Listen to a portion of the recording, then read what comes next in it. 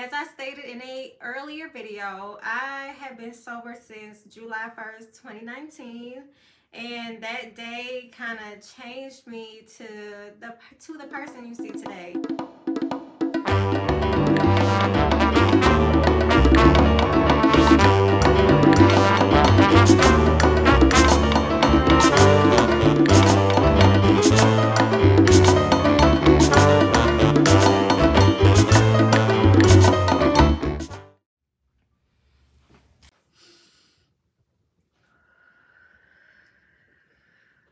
Hello, my loves, and welcome to another episode of Naomi the G. On today's episode, we are deep diving into a story time. A story time. So today is a story time, but it's really quite informative, and I'm using this video to be able to reach out to somebody who might be going through some things and need a way out. Before we get started, please make sure that you hit the subscribe button. Thank you for all of the many people who've been reaching out and encouraging me on my journey, and especially with this journey on YouTube. I really appreciate you guys. Like, it's this type of encouragement that's helping me on my path and helping me push videos out. So I appreciate the feedback. Keep giving me more. Make sure you like the video and always leave your comments below. So without further ado, let's get into this thing. Today, if you could tell by the thumbnail, I kind of alluded to the fact last week that we'll be getting into this video, but the time is now. The time is here. I've recorded this video at least 8 different times, and each time I felt like it wasn't good enough. I feel like this time I'm pretty solid because I have a more balanced way of thinking these days. Shout out to the temperance. On this video, I want to get into my sobriety story and why it's so important to me. As I stated in a earlier video, I have been sober since July 1st, 2019. And that day kind of changed me to the person you see today. I've been through so many challenges, ups and downs, fork in the roads. And I was wondering why my life was just continuing to hit this brick wall, and I could never, like, every day felt like Groundhog Day. I woke up and I was doing the same thing. I was on this hamster wheel, and it wasn't until I started changing my thoughts, changing my actions to become the person I am today that things actually changed. I really accredited a lot of things that happened for me to spirituality because it was the fact that I got into spirituality that kind of changed everything. So basically, I was a party hard type of person, late nights, early mornings, things like that. Sometimes it wasn't an early morning. I mean, it probably was an early morning when we left the club type thing. In your 20s, you kind of go through a lot of changes where you party and having a good time. And if you look up and you're not conscious of what you're doing, you'll trail that into your 30s, your 40s, your 50s. You look up and all this time has passed. You didn't get to fulfill any of your desires. You don't even know what your purpose or your calling is because you spent so much time and sucked into this loop of partying and drinking and being all out of control. So I decided one day that this was enough for me, and that was back in 2019. Actually, I had stopped trying to drink January of 2019, and I was doing too many start stops. Nothing really stuck until the July happened, where I pretty much was like, all right, I gotta start changing some things. I want things to change for my life. I actually want to complete some challenges. I want to conquer some goals. I want to, start getting my life together. So my thing is, this is a sobriety video on how to. And without getting into too much of the why I got here, because you don't need a why. If you've been out of control, out here partying and drinking, and some people probably smoking and harder drugs, absolutely no judgment here because I get it, you know what I'm saying? But I had to get my mind right. So let's talk about it. In order for you to be able to stop something, in order for you to be able to change your life, you have to get your mind right. It all starts in the mind. I definitely have a book recommendation coming very soon at the end of this video, so stay tuned. But it was this book actually helped change my life, and it was a verse that I had read in here, and it's here it goes. All the phenomenal world or universe is simply a mental creation of the all, subject to the laws of created things, and that the universe as a whole and in its parts and units have its existence in the mind of the all, in which the mind we live and move and have our being. So basically, to sum that up, all is mind, the universe is mental. And if you know that, then you already know what book this is. Just to give you an example, not even an example, just to give you kind of like a outlet, kind of like go there with me. Close your eyes, let's go there. Once you start envisioning and putting things in your mind, like this is what I want to create, you know what I'm saying? Then you go out there and you create it. You don't even realize that you're doing this. You're on autopilot all the time, but your mind is still controlling things. And it could be your subconscious mind, or it could be your conscious mind. If you're conscious of what you're doing, obviously you're tapping into your conscious mind.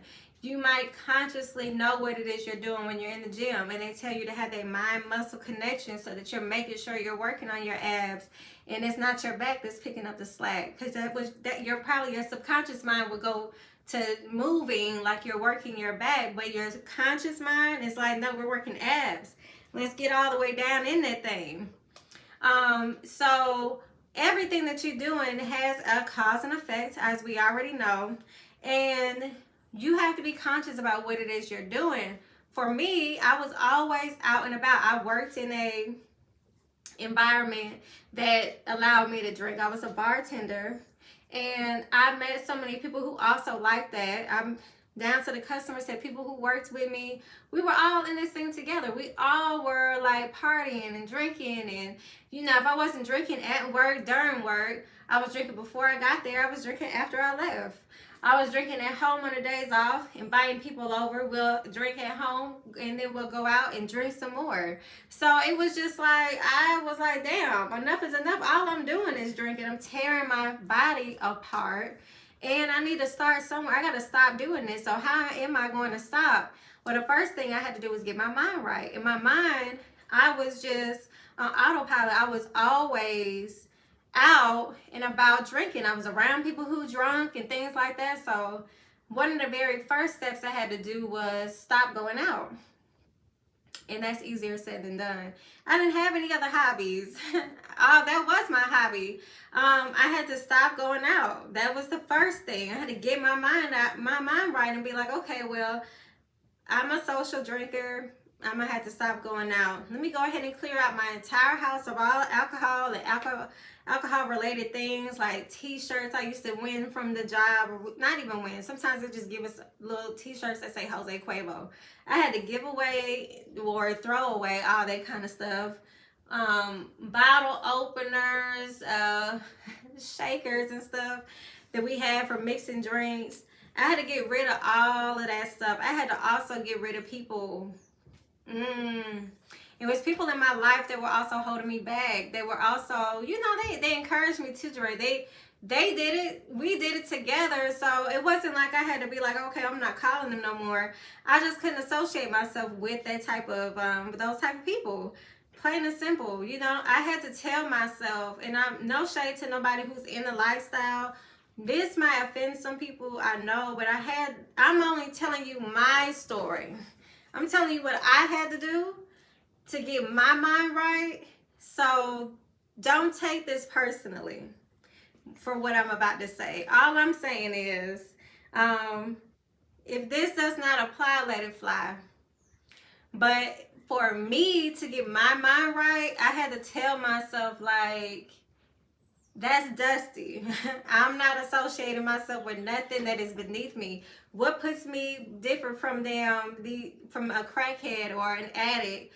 I have to also be out there wanting to drink. I'm always like, okay, well, I got a couple of dollars tonight. I'm going to go ahead and just drink. I made a couple of dollars tonight. I'm going to go ahead and just drink. That's what addicts do. And I can say that because I have addicts in my family, and that's exactly the way they roll. And maybe me watching them subconsciously, I picked up these habits and then started incorporating that into my everyday life. So I had to like literally take a step back and see who's driving this car.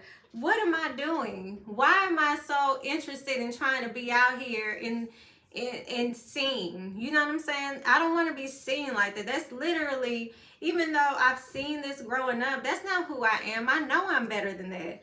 I've always told myself I'm better than a lot of things, and I need to start acting like that. So if I had to tell myself that doing certain things like being out here drinking every day to the point where I'm drunk or blacked out drunk, that's dusty, so be it. Because to me it was. So I had to also stop hanging around people who did those type of things, because birds of a feather flock together, baby. And I stopped doing that. I had to stop hanging around certain people. I had to eventually I stopped bartending, but that was thanks to the pandemic. It helped because I already put it out there in the universe. It's all is mental, right? All is mind in the universe is mental. So I already put it out there that I'm not drinking no more. I'm going to go ahead and start on my journey. So I had to disassociate myself from certain things. So bartending was one of those things. I started to already kind of break away from that and started doing other things that I knew how to do. But I also had to figure out, what do I know how to do? I had to figure out my new hobbies, because drinking took up so much of my life that I didn't even realize what it is I like to do. So I was like, yeah, I actually love to, I like to paint. I like to do makeup. I love doing my hair. You know what I'm saying? I like making jewelry. I love making drinks for people. Another key thing. I started to drink teas. I started to get into like exotic teas and things like that, and furthering my knowledge on teas and things like that so that I could stop drinking. That was the main focus, to stop drinking. And honestly, for the first couple of months, it was like a day for day thing. I wake up in the morning and be like, today I'm not drinking. Next morning, today I'm not drinking. Before I went to bed at night, you did really good. Look at myself in a mirror every night, doing my skincare routine, telling myself, you did really good today. You didn't drink today. I had to tell myself this every day. It was for the first probably 8 months, maybe until I got to a year.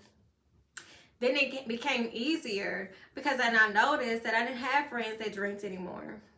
Most now the people I hang out with, they don't drink. They're not drinkers. It's crazy to me because I didn't even think it was possible.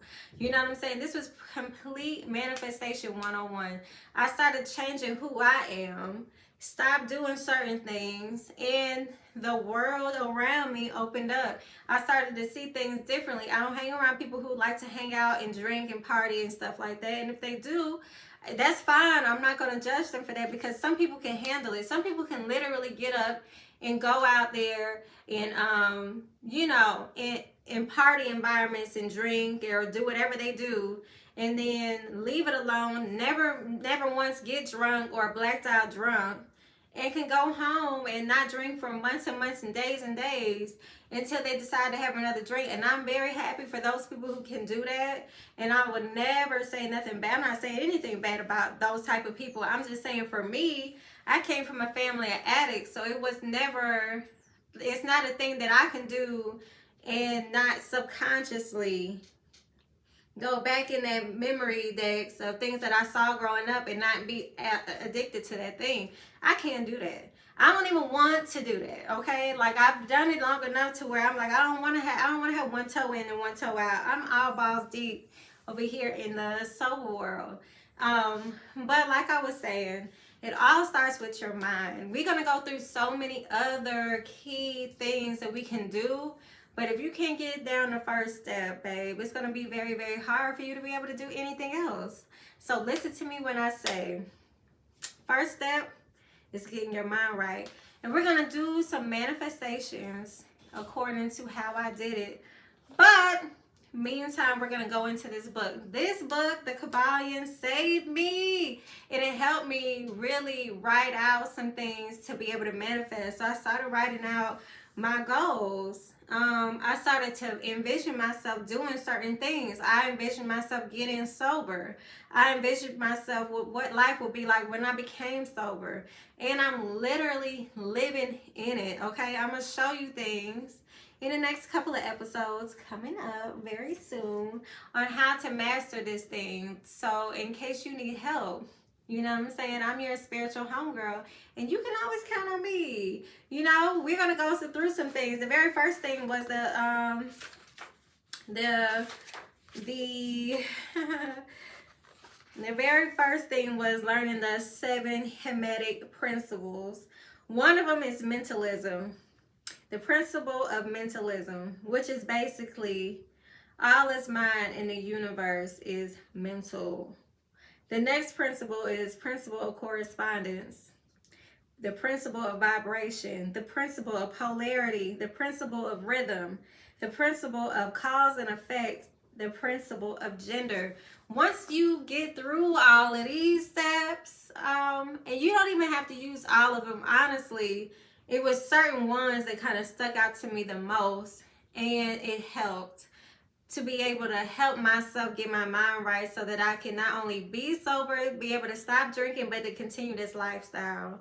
And all you have to do is get your mind right. What's driving your vehicle? What is making you still want to stay in this lifestyle? What is making you want to get out of this lifestyle?